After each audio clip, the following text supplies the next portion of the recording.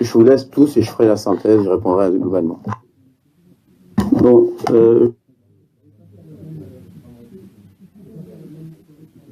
ça marche pas.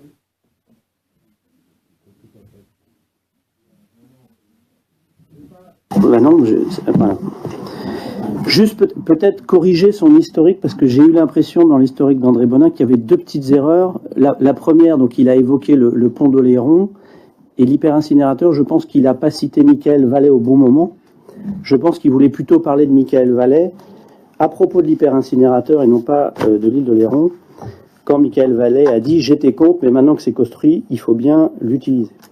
Et puis, dans l'historique, il a peut-être oublié, mais ça, je n'en veux pas du tout, mais je me permets de lui rappeler que au sein même de son équipe, les débats ont été relativement vifs, puisqu'il avait quand même des gens dans son équipe qui étaient pour le projet, dont un qui siège parmi nous et qui, au CIL, à l'époque, qui siégeait au CIL, avait voté pour le projet. Donc, cher André Bonin, quand on fait un historique, il faut être objectif, et je me permets de vous rappeler que j'ai été le seul candidat à faire un tract spécialement sur ce sujet, uniquement sur l'hyperincinérateur, le premier, et qui rappelait notre position. Et aujourd'hui, je n'enlève aucune ligne à ce que j'avais écrit à l'époque. C'était tout à fait pertinent. Alors, monsieur le maire, je me souviens au conseil municipal de mars dernier, vous aviez commenté le jugement du tribunal administratif de Poitiers, et vous aviez dit, j'ai repris les procès-verbaux, que tous les arguments de fond avaient été rejetés et que les juges, en fait, n'avaient retenu qu'un argument de forme, à savoir le fait que la demande d'autorisation d'exploiter avait été faite au nom du syndicat intercommunautaire du littoral, alors qu'elle aurait dû être faite au nom de la société exploitante, c'est-à-dire la société Cétrale. Donc vous aviez souligné le fait que les juges de première instance s'étaient prononcés sur la forme et non pas sur le fond, et vous aviez tout à fait raison.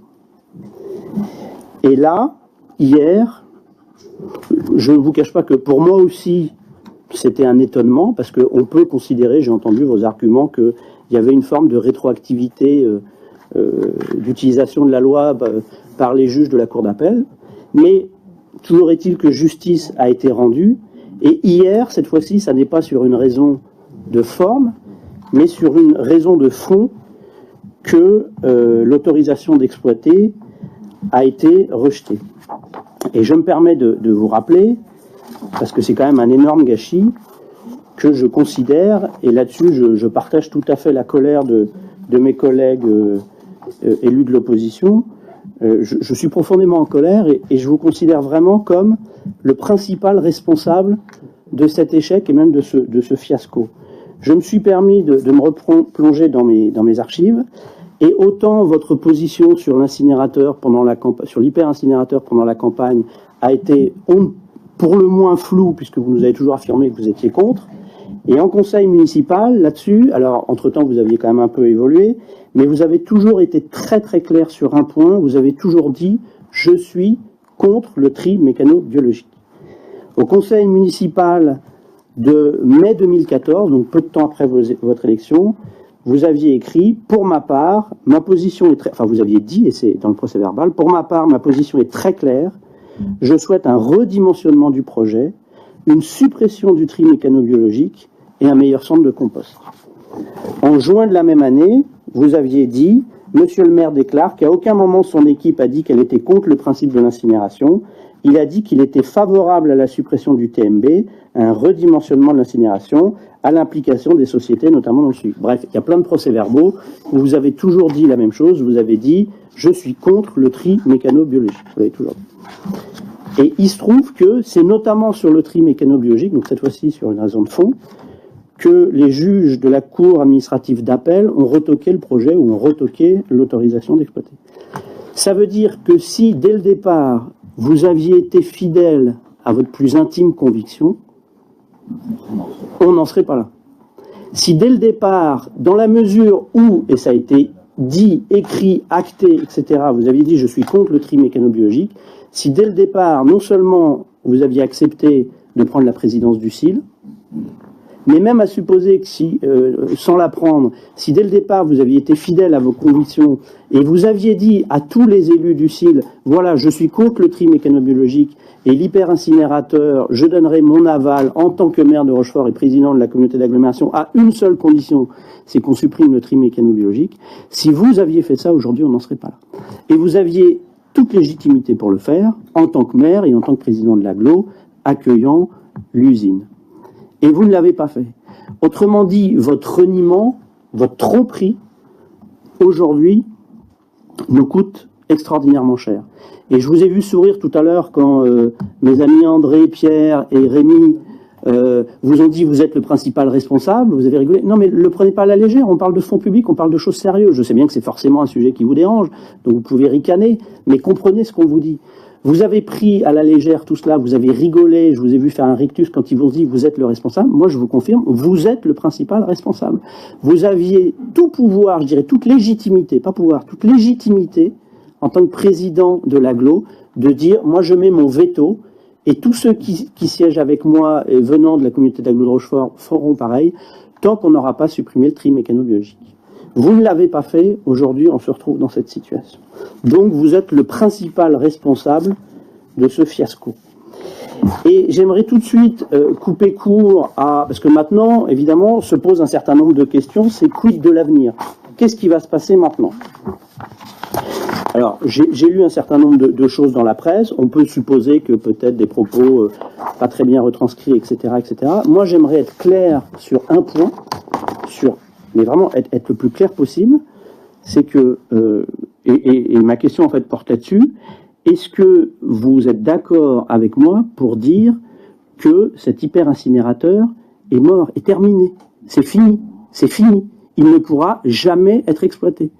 Ne laissez pas croire une seule seconde à tous les habitants du pays rochefortais et même des territoires du CIL que cet hyper-incinérateur pourra fonctionner. Si vous faites ça, vous mentez. Je ne sais pas si vous avez pris connaissance du jugement de la Cour administrative d'appel, mais c'est même pas écrit entre les lignes, c'est écrit, c'est limpide. Je me permets de vous citer un seul paragraphe, et je pense que, oui, juste avant, ça clôturera le débat.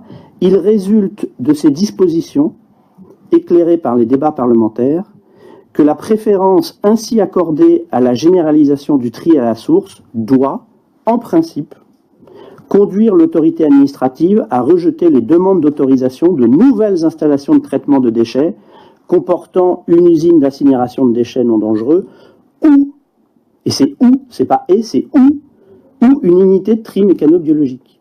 Ça veut dire qu'aujourd'hui, puisque cette décision naturellement va faire jurisprudence, et même si le CIL décidait d'aller devant le Conseil d'État, etc., le Conseil d'État ne jugerait pas sur le fond mais sur la forme. En gros, est-ce que le droit a bien été appliqué ou pas, et non pas sur les raisons qui ont conduit à amener cette décision.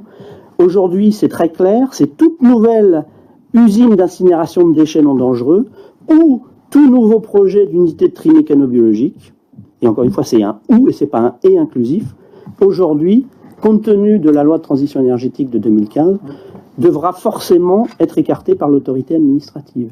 Donc, c'est très clair, la deuxième demande d'autorisation d'exploiter, par définition, le préfet ne pourra pas la donner, et s'il la donne, il sait très bien pertinemment que même cause, même conséquence, même punition, donc il ne le fera pas.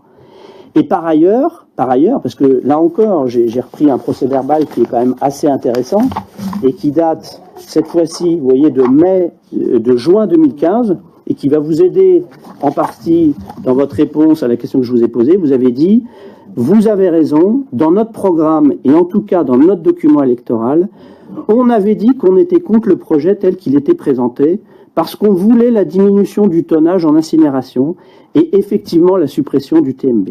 C'est vrai, je n'ai jamais dit le contraire. La difficulté, c'est que techniquement, on nous a expliqué et démontré qu'on ne pouvait pas supprimer le TMB. Donc ne te faites pas croire aux gens qu'il y a des nouvelles solutions, etc., etc. L'usine actuelle telle qu'elle a été conçue, c'était un ensemble, c'était tout ensemble. Aujourd'hui, il n'est plus possible de refaire une troisième demande d'autorisation d'exploiter en disant on va mettre de côté le tri mécanobiologique, etc., etc.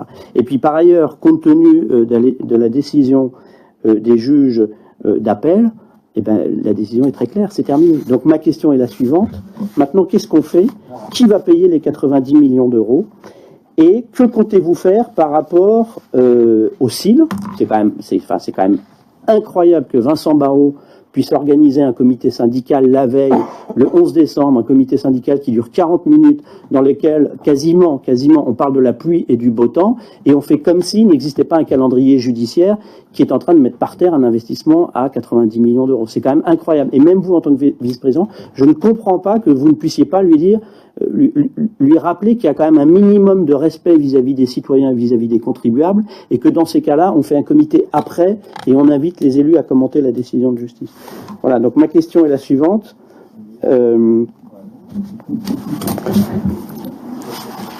Considérez-vous, comme nous le considérons, que vous êtes entièrement responsable de ce fiasco, et maintenant, qu'est-ce qu'on fait pour les 90 millions à payer ?